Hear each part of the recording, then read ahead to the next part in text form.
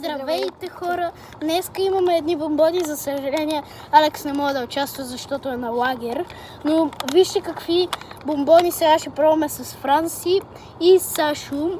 Те двамата са нови в канала.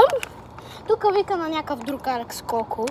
Ако не го знаете Коко, отидете в другите видеа и го вижте.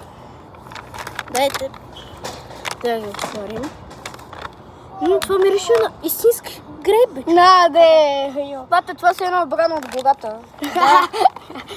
Референции. Тия почти се стопили, бе. То Алекс докато ги захара. Да, друг Алекс, хора. Докато аз ги ноеш. Да, това се казва. На него му викаме Алекс. Да, много е вкусно. Бате, на 3 трябваше да го пробваме. Карам. Не, всъщност има много яко.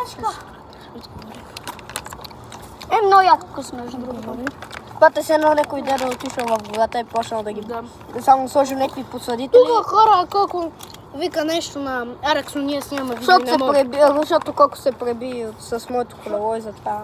Това е много готино.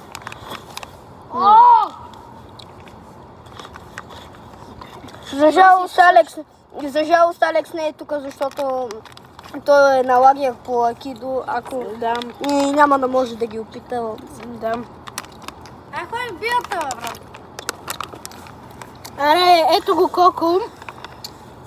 Ще идем злата синия, брат, без пуканки на стадиона. Чао от нас, хора.